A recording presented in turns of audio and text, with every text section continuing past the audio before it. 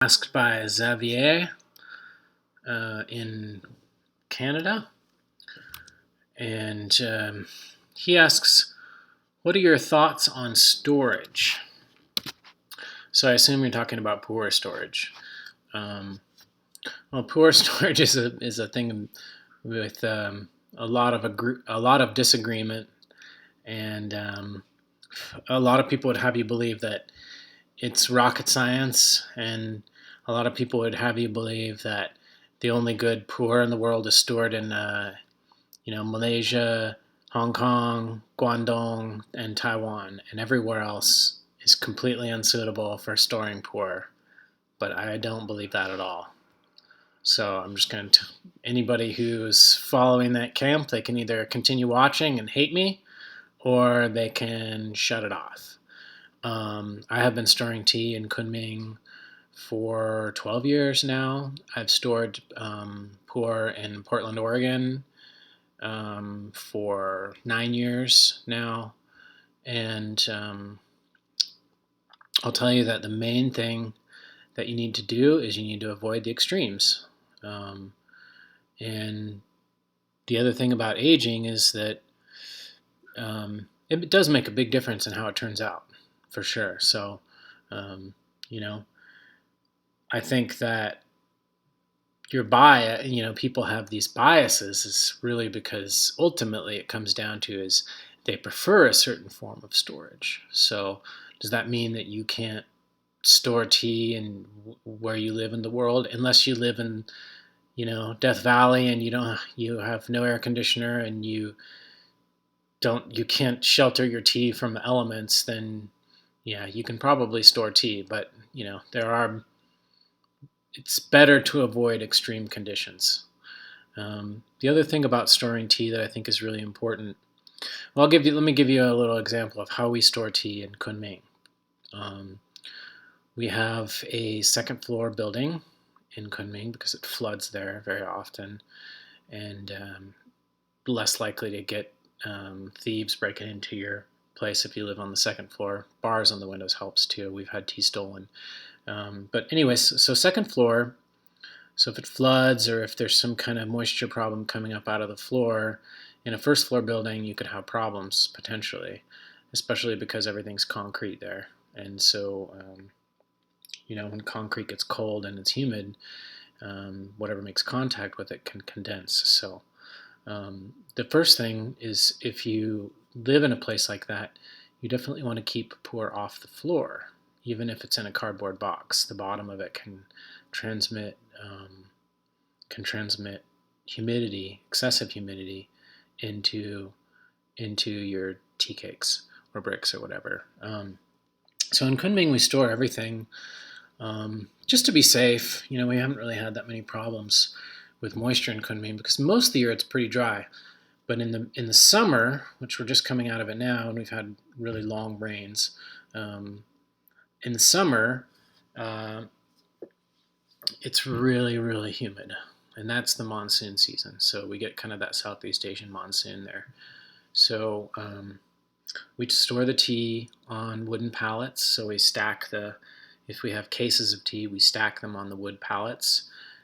We also tend to avoid having the tea or the tea in boxes touching the wall of an outside wall, because it does also get very cold there. And when the outside is very, very cold, what we found is that in extreme cases, when it's both cold and wet outside, in extreme cases, and also because of the buildings there, the concrete buildings often from the roof downward, they take water in. So, if you have a cold wall in your house, you definitely don't want to be pushing up that pu'er against the cold wall. No, that's no good. The other thing that's really important, I think, is when you have a space, ideally you want as much of that space as reasonably possible filled with pu'er.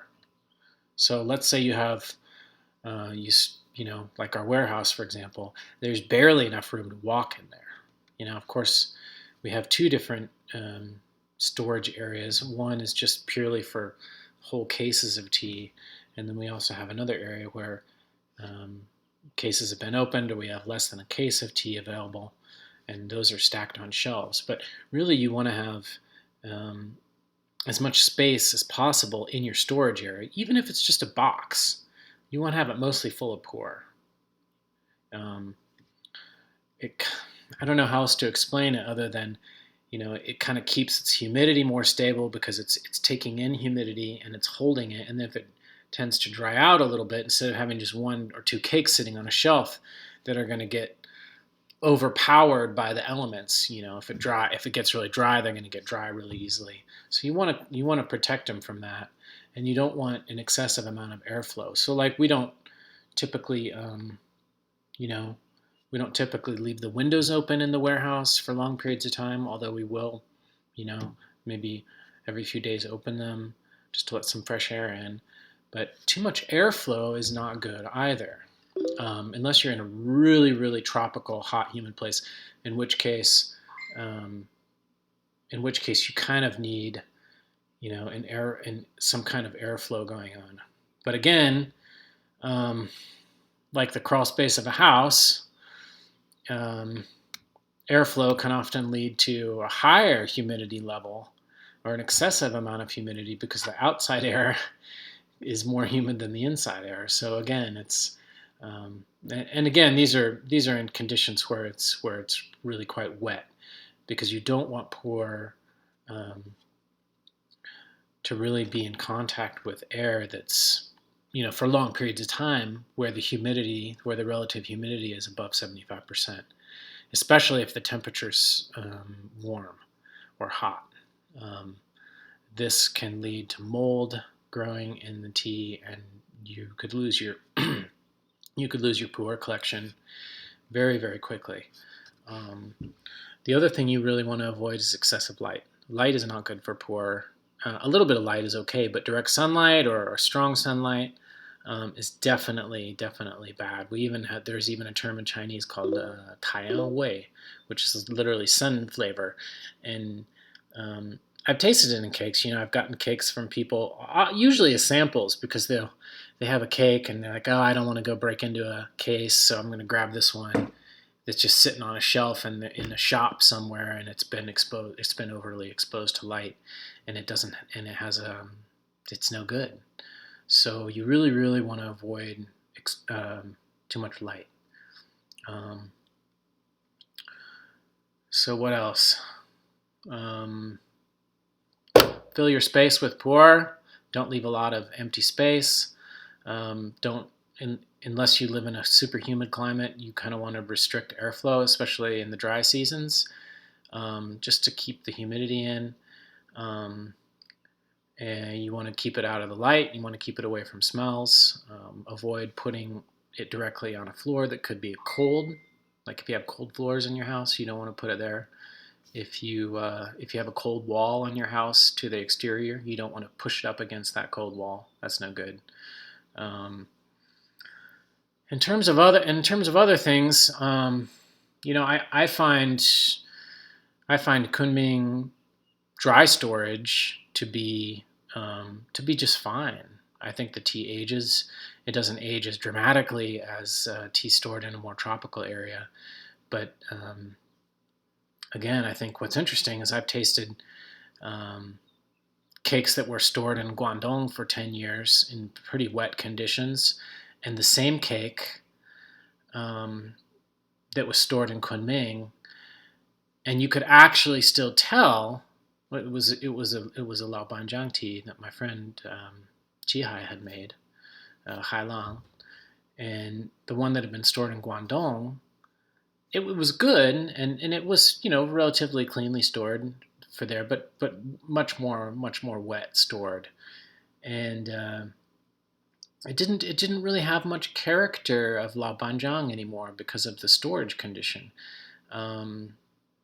So again, I think once again it's a bias. I tend to be more biased towards preferring, especially for really unique teas or single estate teas or whatever you want to call them, to be able to still taste that original character of the village or the area 10 years out, but still not have it be super new and just boom, slam your stomach and get you all tea drunk. But it still can actually, and that's the thing, is it just retains more of that original essence. And I tend to prefer that. Not to say that I don't like some wetter stored teas, especially teas like xiaoguan and some of these other teas that were actually really designed for the Guangdong market, because in Malaysia and Taiwan, because that's historically where most of the teas that were produced in Yunnan by these larger tea factories ended up. And actually, still today, you'll probably find that there's easily 5 times as much Xiaoguan tea factory tea stored in Guangdong as there is in Kunming, or in Guangzhou as there is in Kunming. So, again, that's personal bias, playing a big role there in what kind of storage people prefer. My experience is that, again, that if you're careful, if you avoid the extremes on either end, super dry, and you avoid super wet, and you avoid all the other stuff I talked about, direct sunlight and all that kind of stuff, the tea's going to age. I don't build Pumadors. I don't do that kind of stuff because the scale that I work on is too big to realistically do that. The other note about storage that I think is really important that people are not talking about, and for me it's a concern, is the air quality of the place where the tea is stored, because it's breathing all the time. So you have a lot of people storing tea in Beijing, or imagine tea stored in Tianjin, or even Beijing after the Tianjin explosion. Imagine tea stored in a lot of these really hyper polluted places where not only people are breathing the air, but the tea is breathing it too. So, like in Kunming, we store it in a residential district, second floor. There's trees right outside the window. Kunming is less polluted than most of the other Chinese cities, but it could be better. And the tea that we stored in Portland, and now that we're storing in Bend, Oregon, was always stored in just, air quality was never a factor. And honestly, I do find the energy of those teas to be really good. I'm looking forward to drinking these teas, American stored teas and Kunming stored teas 20, 30 years out. And I think that in a sense we're writing our own history here, and we don't have to be held hostage by,